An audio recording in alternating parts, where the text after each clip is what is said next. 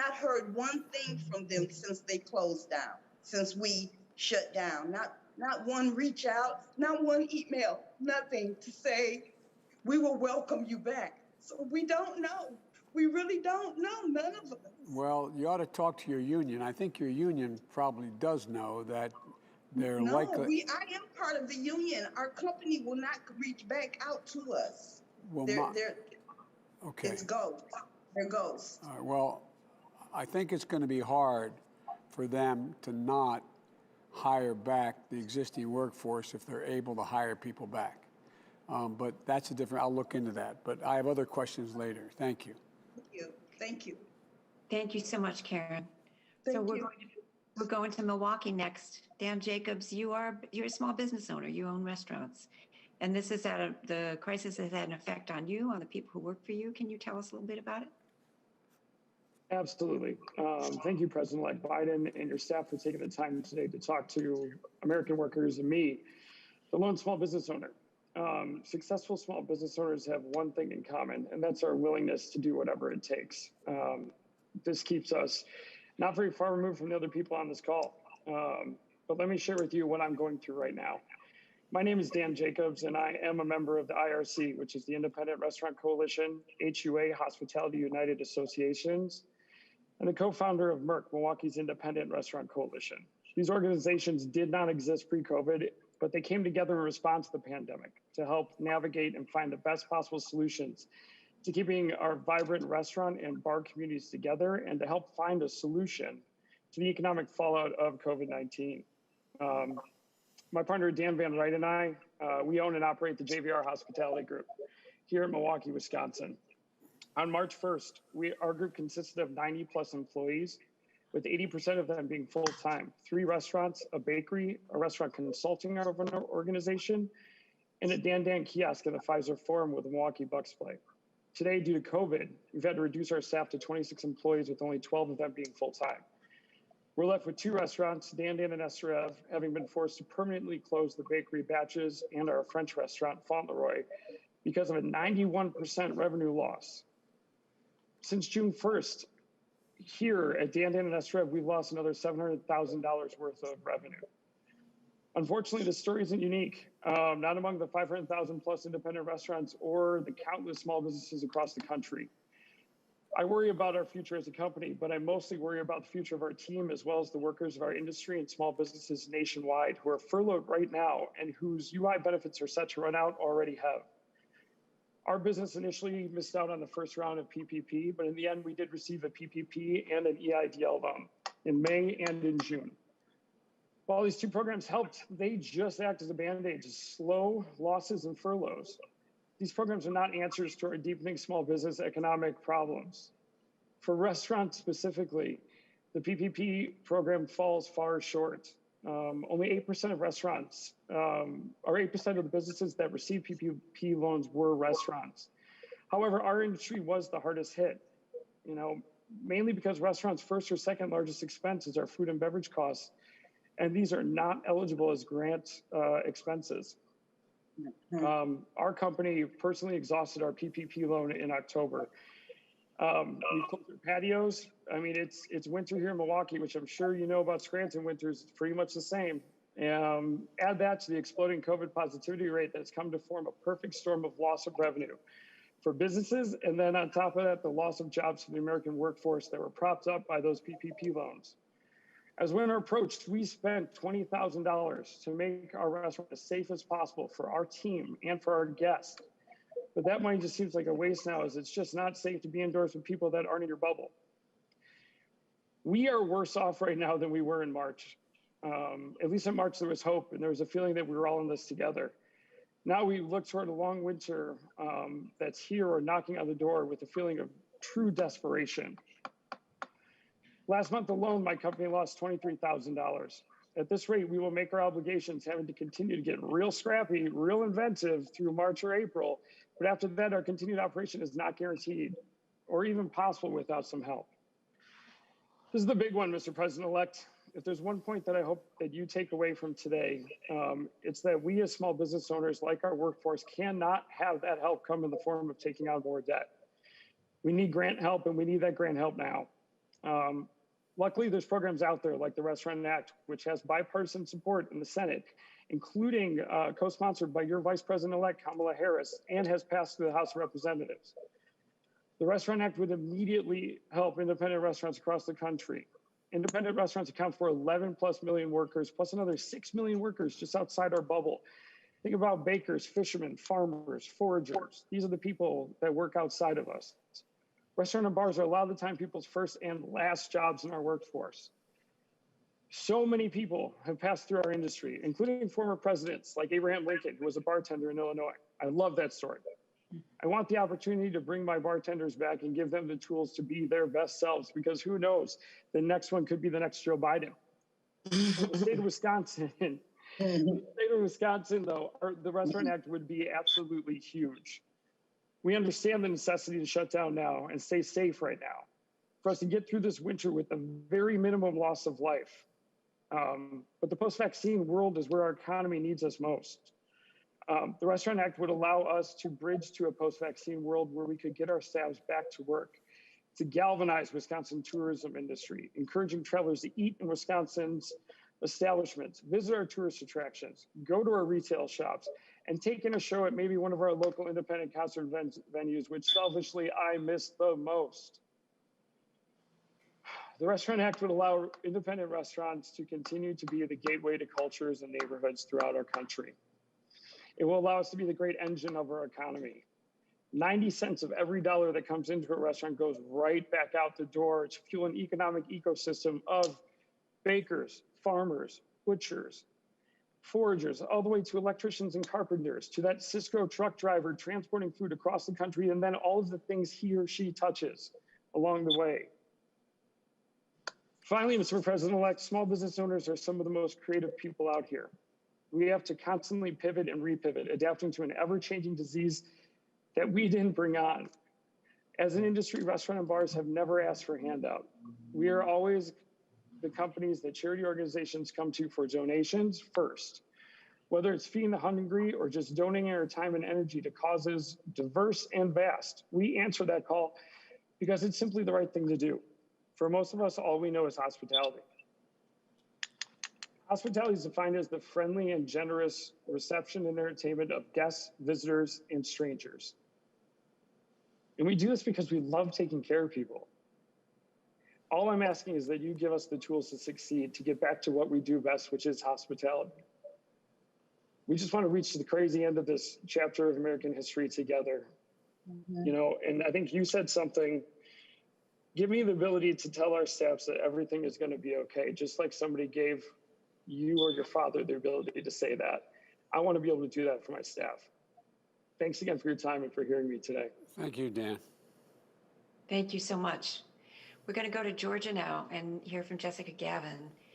You and your mom both work as a stagehand and a rigger. Can you tell us a little bit about how the state of the economy has affected you in your life? Yes. Thank you so much, President-elect Biden. I appreciate you and your staff for giving me the time to actually speak on behalf of workers and entertainment workers within the union. I'm actually a member of IATSE Local 834 here in Atlanta, Georgia. We do trade shows. We were the first to be let off, and we'll probably be the last to go back. Our entire workforce is pretty much unemployed, and we've been unemployed since March. The federal extension from the CARES Act, it kind of helped us out from March until now. I'm sorry, it's very emotional. It's very hard and it's very bad what's happening here. A lot of people are going hungry. A lot of people can't afford to pay their bills. I don't know how to explain it, but it's something that we never wish we would see in this lifetime. Unemployment, it helps, but without the 600, we were left to live off of $365 a week. And some people don't qualify for unemployment. And even if you do qualify for unemployment, some extension programs, they usually would take a minimum of 3 weeks before we would qualify. Now you have anywhere from 8 to 9 weeks before you can receive any type of compensation. And that unemployment check is not guaranteed to go to food. A lot of those are for utility bills and car notes and mortgages and rents.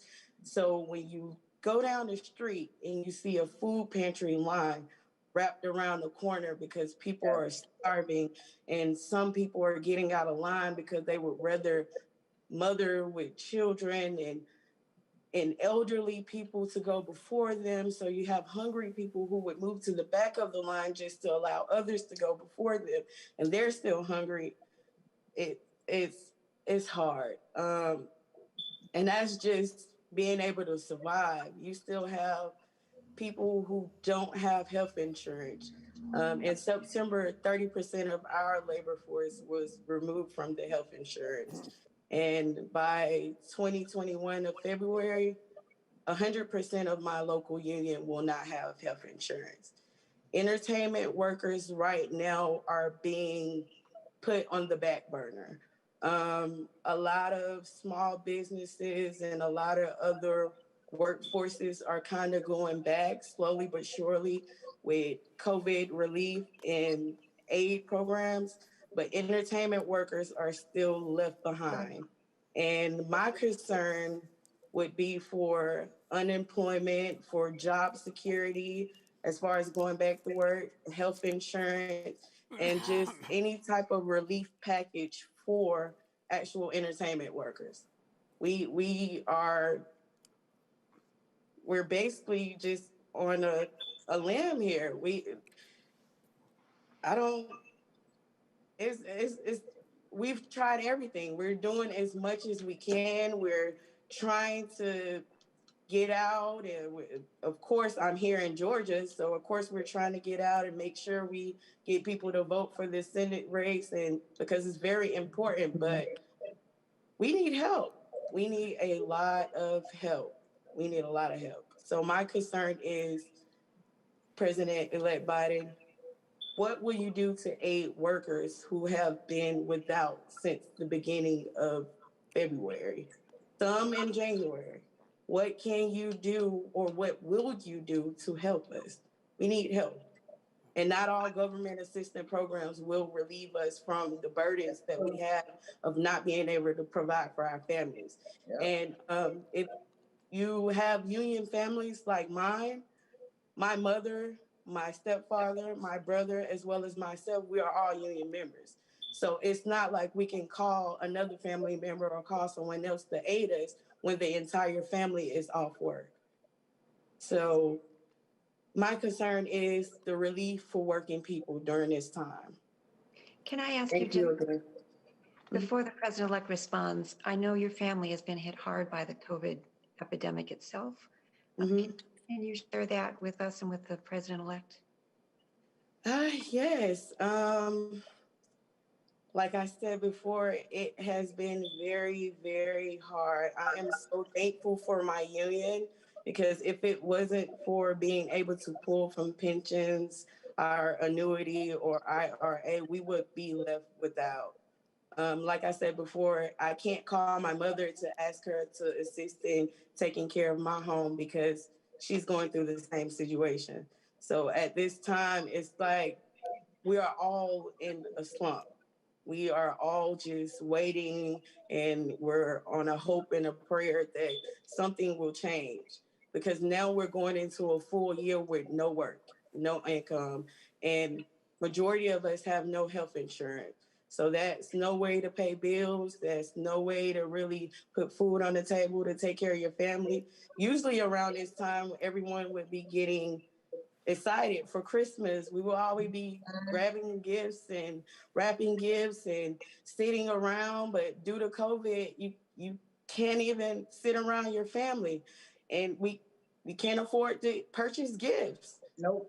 And I mean, to be honest, you look around, you can't even celebrate with some family members because we have lost them due to COVID.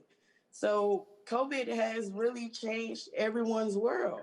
I can't call my aunt and ask her what she wants for Christmas because COVID has taken her life, as well as other family members and union members and friends. So I hope this vaccine actually do help. I hope that we can get back to work, and I pray that our government actually put in protocols and procedures for working people with COVID around, because the worst thing about COVID, even if we do go back to work and someone catches it or someone in the crew catches it, now we all have to quarantine. Now we're out of work again for 14 days. There's no relief or aid for working people when they're sent home and quarantined due to COVID. Now maybe I have to stay in a hotel, or maybe my family have to go somewhere else. All of this stuff costs money. All of this costs money. Everything costs money.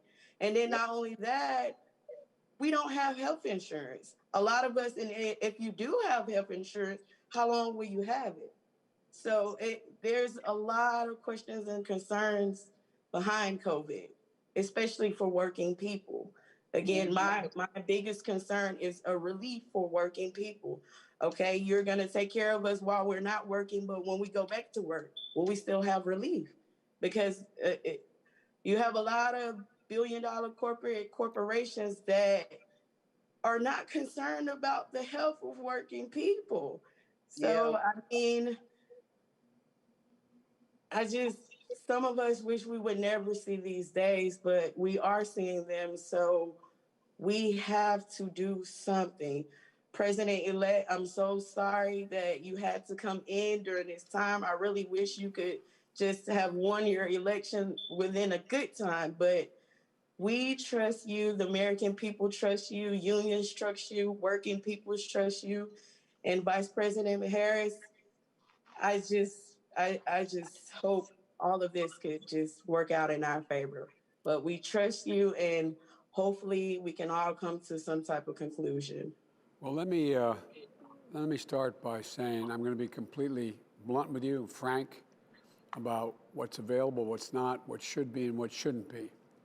And to state the obvious, my ability to get you help immediately does not exist. I'm not even in office for another 50 days, and then I have to get legislation passed through the United States Congress to get things done. But I'll lay out what I want to do. But let me tell you what I think should be done in the meantime. Number one, there is what they call this lame duck session, a fancy word for saying the administration has changed, the Congress has changed, but the people who were there the past 2 years remain there until January 21st, when I would take office after being sworn in on January 20th. There's been an attempt to be able to provide for help in the meantime. One of my greatest concerns has been the failure to deal with COVID to begin with. Had we taken the action we should have taken back in late January, February, March, and April to deal with the disease, which the president said would go away, just like it will go away by Easter. It will, when the hot weather comes, it will be gone. Don't worry about it. It's going to be like a miracle. It's going to go away. None of that was true to begin with. And it was all designed, in my view, to make sure that it didn't spook the stock market, which doesn't affect a lot of you unless you have a 401k, and even then it doesn't affect you that much. So we didn't do the things that had to be done in order to be able to protect people's lives and to dampen down, flatten out this curve and begin to make real progress on getting rid of the disease. At the bottom rung, that still is the single most consequential thing that has to be done. We could provide all the aid in the world, and your restaurants aren't going to be good and open unless people decide they're all going to show up anyway and get COVID if they're in close proximity to one another. And the states are not going to be able to fund the school crossing guards, which are essential workers, and the teachers and the first responders, the cops, the firefighters, the EMTs, et cetera, because they have to balance their budgets. The cities have to balance their budgets.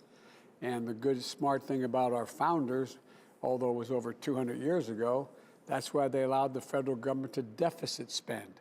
That is, in moments of crisis, to be able to spend money on the come so that, in fact, we could get the economy moving again, which has happened in every great recession that we've had. And so, but what happened is that we're now in a situation where the Congress in these CARES Acts that they passed a couple $1 trillion worth of help. And one of the big problems was that help went to a lot of people who didn't need the help. The PPP and the PPE, the equipment, went to places that were doing pretty well. They didn't go to the people who badly needed it early on. Some of it did, but not nearly what it should have. And I think your experience, Dan, was that first time you went for the PPP loan, you went to a major bank and they decided they weren't going to fund it, if I'm not mistaken. Well, you may remember, because you seem to be attuned with what's going on in the news, I argued that that was going to happen because the big banks, even though they weren't liable for any of this money, they were getting it. We bailed them out in the past, you know, they were being held harmless. It was too much trouble to take the time to lend. They'd ask you, do you have a credit card with us? Do you have an account with us? Have you borrowed with us before? Or do you have a system? And by the time you get answers to all that, the answer is basically no, we're not going to lend to you, and you're in trouble. You're already behind the 8 ball. And so the first point of this is that I think that the Congress, they're trying like the devil. There was a bipartisan effort. It's been happening now time and again, a bipartisan effort that came forward about 3, 4, or 5 days ago that called for, instead of the $1.6 trillion that the House thought, I think it's 1.6, Cecilia, I can't remember the exact number, in the new bill that they passed, back in May they passed it,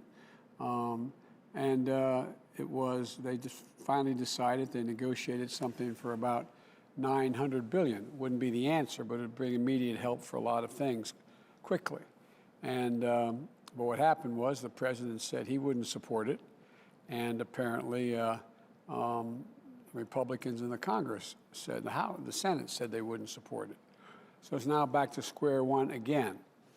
And what our friends seem to be focusing most on is liability. Guaranteed there's no liability for businesses if, in fact, they open, anything happens. I mean, anyway, it's a long story, but here's the deal. One of the things that we think should happen and continue is that no one should be evicted from their apartment or their home for being able to fail to be able to pay their rent and or their mortgage until this crisis is over. And it should be funded. That should be held up. Now, you can't deny the apartment owner, he or she's not have just pockets that are so deep they can afford to pay everything and not have anything. So it was supposed to be paid for, not a loan, to be paid for in a crisis. This is a national crisis. This is a national crisis that we're facing, and it affects the entire economy. So the first thing is rent and just your housing, your basic housing. Are you able to maintain without being worried you're going to be getting notice you're thrown out in the street? Number two, and if you're fortunate enough to own your home, that's a different thing, or own your condominium, that's a different thing. Second thing is that there was a proposal we put forward that suggested that already over 10 million people have lost their health insurance because their businesses went out of business. So they can't afford, the business can't pay anybody. The business is out of business. So it's basically bankrupt. So they're not able to participate in paying for that. And so there's a lot of wonky language, but there was a proposal that said that we would, in fact, the federal government, pay the share that the business used to pay for the employee so they could keep that health insurance policy they had, and until things got better. Thirdly, we find that the president is still in court trying to strip away all of health care from the Affordable Care Act. Just flat eliminate it all, get rid of it all. It's deadly wrong. I think not only should we keep it, we should be adding to it, providing for a public option, a Medicare option if you choose that. If you can't afford to buy in, then you're in a situation where you get Medicare, Medicaid. If you're eligible for Medicaid and your state doesn't provide it, you get it for free, period. So there's two ways to deal with health care. One is to supplement the businesses that are going out of business or can't afford to keep their health insurance for their employees. And secondly, to make sure we make it a lot easier to buy into the Affordable Health Care Act and get more coverage with a lot cheaper, with drug prices coming down substantially, as well as making sure that there's a Medicaid option, a Medicare option, like option in the health care plan. That is my objective. That's what I ran on. That's what one of the reasons I think I got the nomination. And so that's going to be one of my first efforts as well when I get elected. It's not going to happen between now and then. Third thing that it seems to me is the unemployment with the $600 kick-in is really important. It's the thing that allows people to stay above water. It gives some sense of security. It's not like there's a lot of jobs you're going to go to. Like, oh, you're sitting home being lazy. Well, where the heck are you going to go get a job? Every one of you, if there were another job out there that could pay you something, you'd be out applying for it. But it just makes no sense. But some of our very conservative friends think that the same people who think you should have to, if you need what used to be called food stamps, you should have to work to be able to do public. I mean, come on, we're way beyond that. And so there's a number of things that could be done. And in terms of being able to open your restaurants, first of all, my deceased wife's father was a restaurateur. After World War II, he came home and became a very successful restaurateur. And I watched how hard he worked, and that made me realize I never want to be in the restaurant business. You think I'm joking? You guys men and women have to love it. It is a god-awful thing, especially if you have a 24-hour diner like my father-in-law had, plus making sure that all those folks who had the contracts to serve the universities and their food systems, what's happened to them now? They're all in trouble as well. There's nothing, there's nothing there because these universities are shutting down and are all going virtual. So we've got to provide for you the ability to open and open safely. And there's ways to do that, and it should not be a loan, it should be a guarantee. You should be in a position where you can have all that ventilation changed, all the dividers put up, all the social distancing that you need, and make sure that your staff is safe as well, both indoors and out. But it costs a lot of money to do that. And you should be able to get that money to be able to stay open because it affects the ability of the economy to continue to grow. What people don't realize is putting this money into the economy generates economic growth. It's not just you have a debt, you do, but it generates so much growth. When your restaurant employee is able to go out and buy a used car, you go out and make sure they can get their first apartment, make sure they can go out and purchase new clothing. It all relates to everybody else does better. So that's why, for example, with my proposal, I know my Republican friends say everybody's a big spending Democrat. Well, the point is that even the Wall Street types like Moody's point out that my proposal would create 18.6 million new jobs, good paying jobs, and would increase the economy by $1 trillion, economic growth. So what's happening though is the big thing for Lori and state workers is, one of the most important things we have to do is we have to deal with giving state and local governments assistance. You may remember, all but one of you are old enough to remember, when we had the Great Recession in 2008 that Barack and I inherited from the last administration. It was the most significant recession in the history of the United States, short of a depression. And what happened was we went out, and the president put me in charge of spending. We were able to convince 3 Republicans to change their votes, and we passed a bill that it turned out to be $84 billion that had to be spent in 18 months to keep the economy from crashing.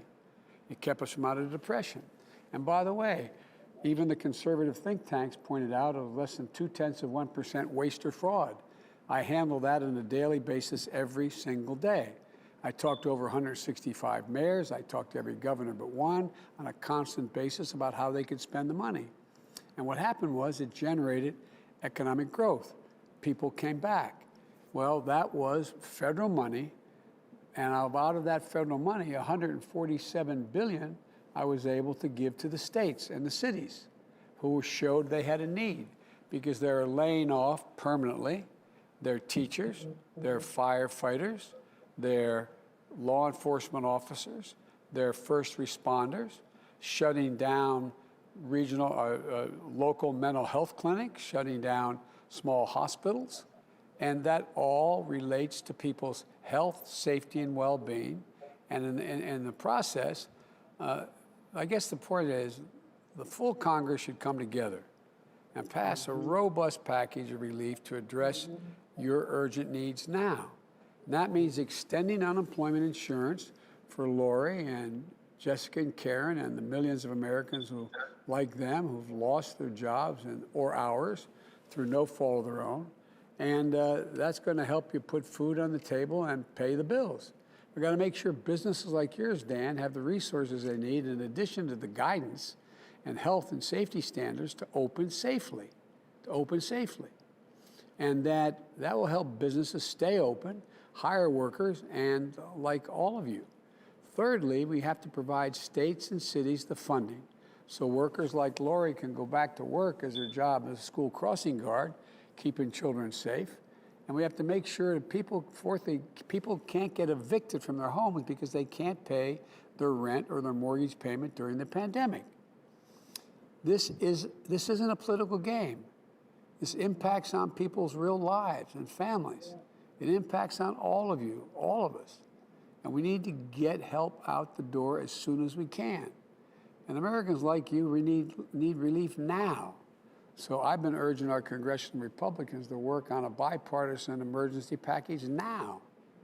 But any package passed in this so-called lame duck session be now on January 21st, at best is only going to be a down payment on what's going to happen early next year. My transition team is already working on what I will put forward in the next Congress to address the multiple crises we're facing, especially the economic crisis and COVID. Come January, the Vice President-elect and I are going to fight every day for your families. That's my commitment. And one of the things we don't talk about is there is a profound increase, as you all know, in depression, a profound increase, quite frankly, in suicide rates, a profound increase in increased drug abuse use, a profound increase in quite frankly, abuse against women and children in households. So there's an awful lot of people, including our doctors and nurses, who need additional mental assistance. The doctors and nurses talking to me are telling me how many of them, when they're in when they're in an operating room, or they're critical care nurses, how many times can they hold the hand of a person who's dying and hold their hand and know that woman or man can't even talk to, can't see, they may hold a phone, their son, their daughter, their husband, their wife, their child. I mean, it's one of those things that is profoundly destabilizing. And so there's a lot we have to do to keep them up. Now, the only good, not the only, one of the good news pieces here is, and it really is that, as you probably have been reading, I early on put together a COVID task force of the most significant scientists in the area. I think how many we have on it, Cecilia, now? 23 members, something like that. I think so, yes, sir. And these are the leading doctors in the world, happen to be in the United States. And there's two things that are happening for real. One, help is on the way in terms of vaccines, but the vaccine is not the most important thing. It's the vaccination. It's one thing to pay and the government have people show up and get the vaccine. It's delivered to the state capital or to hospitals, wherever it's going to be delivered. Another than to get that vaccine from the vaccine, I don't want to scare anybody, but into the arm, to get a vaccination. That's a really expensive proposition. We're talking about having to make sure over 340 million Americans, and others I might add, have to have access to that vaccination. And so that's going to rapidly, God willing, once we have it, be able to get out and be able to change the way in which we no longer have to shut down like we did. And what's happening is, and I hope you all are listening, as with all the trouble you're going through, you cannot be traveling during these holidays. As much as you want to, I have a large family. Barack used to kid me about it. I mean, everything for me is family, beginning, middle, and end. When one comes, everybody comes. You think I'm joking? I'm not. You know, we would have 16 people go away every Thanksgiving. My deceased son, before he passed away, we'd all go away, and we'd go away on Thanksgiving to be just a nuclear family. Mom, dad, sons, daughters, husbands, wives, grandchildren. And the first time, we had a Thanksgiving with my wife and myself, my daughter in the region, and her husband, who's a doctor in the region. That's it. All my other kids, everybody else in the family, was on Zoom on Thanksgiving, which doesn't. Well, Christmas is going to be a lot harder. And, you know, I don't want to scare anybody here, but understand the facts. We're likely to lose another 250,000 people dead between now and January. You hear me? Because people aren't paying attention. People aren't paying attention. You are, Dan. You're not letting people congregate inside your restaurant. You know what that would mean. But there's ways we have to bring down the virus. We have to bring down the replication rate of it. Anyway, we have to significantly increase testing. And there's a lot of things we can do by the spring to be able to get everybody back in the swing of things and people being able to safely open, and safely be with one another. But look, I know Trump always made fun of me. I'm always wearing this mask. But let me tell you something. It matters. It's not about saving my life. It's about saving your life. When I have this mask on, I have the heavy one underneath it. When I have this mask on, it's less about me being safe. It's about me making sure that you're safe. It's a patriotic thing to do. It really is. You know, I hear all this about, well, it's a great sacrifice of my freedom. Well, tell that to all the people who went to World War I and gave their lives, and World War II and the Korean War. I mean, come on. You're helping other people. It's not you. It's other people. Other people. And so I think we have to change the mindset here a little bit. It's got to be about giving. About giving. You know that old expression from the Bible, what you do unto the least of my brethren, you do unto me? Well, you know, that's what this is about. I'm not trying to proselytize and convert anybody to anything, but it's just basic human decency. Just decency. So look, I promise you, the things that I'm going to be working on very, very hard are first and foremost getting the billions of dollars that are needed to get COVID under control, get the vaccine distributed, get it out quickly, and get it to the most urgent people most urgently needed.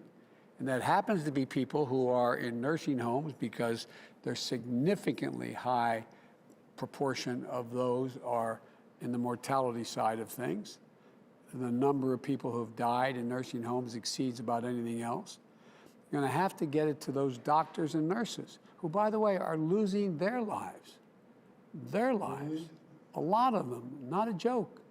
It's about those first responders driving those ambulances, making sure that they're showing up. It's about that fireman going into a burning vehicle and pulling somebody out, not asking, do you have COVID or don't you have COVID?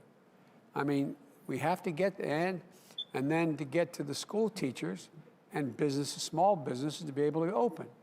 Because small business is the economic engine of the country. And restaurants are a major part of that small business, a major part of that small business. So, you know, I just think that, you know, Karen, I know this has a lot of emotional strain on you and everybody else.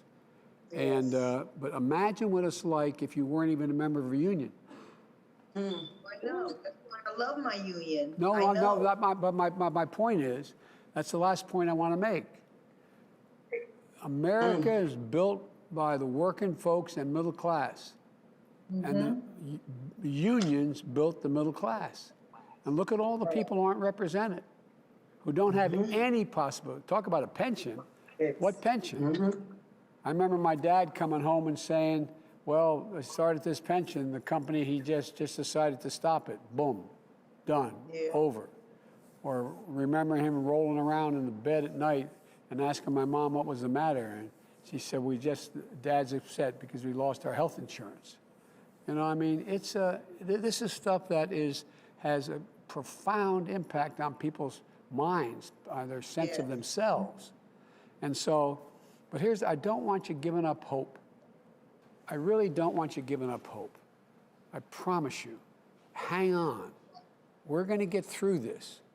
You're going to get through this. It's going to be hard as hell for the next 50 to 70 days, unless the House acts in some way, the Senate acts and passes some of this material. And Dan, I think we got to go back and look at all the businesses that have gone out of business, and look at all, particularly minority businesses. You know, you have, you know, something like 4 out of 6 black businesses going out of business. The center, whether it's the local grocery store or it's the beauty salon or whatever, you know, it's the center of communities. Most of you are from fairly large cities. Well, there's a lot of rural areas that are really getting crushed. They don't have anything going for them. We can fix it. And I think when we fix it, we got to go back and try to make up for what we didn't do for you all. What we didn't do. So people aren't left with staggering amounts of debt, staggering amounts of as they go through. So anyway, every time I'd walk out of my grandpa's house up in Scranton, Pennsylvania, he was a good guy, and he'd yell, "Joey, keep the faith." And my grandmother would yell, "No, Joey, spread the faith." You got to spread the faith a little bit. No, I really mean it. I promise you, watch. I always try to do what I say I'm going to do. If I make a mistake, I'll tell you I made a mistake, and I'll take responsibility. It's the responsibility of the President of the United States to set the agenda as to how we deal with this crisis.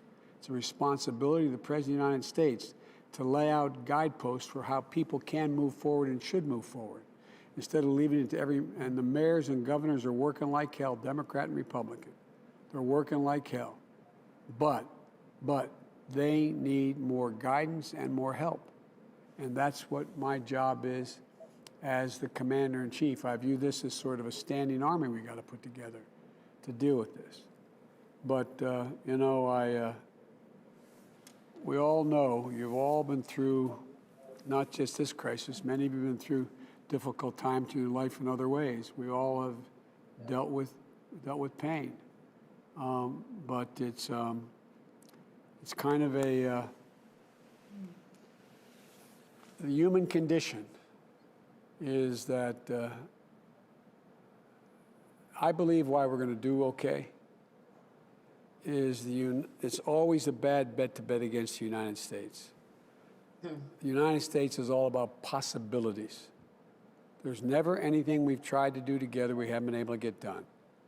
We'll get this done. My fear and concern is how many people may get left by the wayside in the meantime.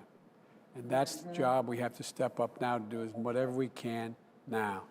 And by the way, look at all that's going on. Look at what's happening in the major cities in America where there's prosperity. You see miles and miles and miles and miles of automobiles lined up to get food, The food shortage in the United States, lack of access is overwhelming. Like you said, Jessica, people in line and stepping, or maybe it was you, Karen, saying in line and backing up to let somebody else move. The American people are showing their grit. It's about time the government show it. So Yes. anyway, we have a way of trying to keep in touch with you. I know we got in touch with you. Cecilia has it. And I'd like to be able to continue to do that if I can, to see how you're doing, if that's okay. All right? Thank you. Absolutely. All right? All right. Thank you all so much, Thank Mr. you. President. Thank you. Thank you. Karen, Jessica, Lori, Dan, thank you for Stay letting us into your strong. home. Stay strong. Thank you. Thank you for Come on. giving us, Thank you. thanks for giving us the opportunity. Opportunity. No, you. Thank you. Thank you very much for Thank you. listening. Okay. You're welcome. All right. Bye-bye. Thank you Bye-bye. all now.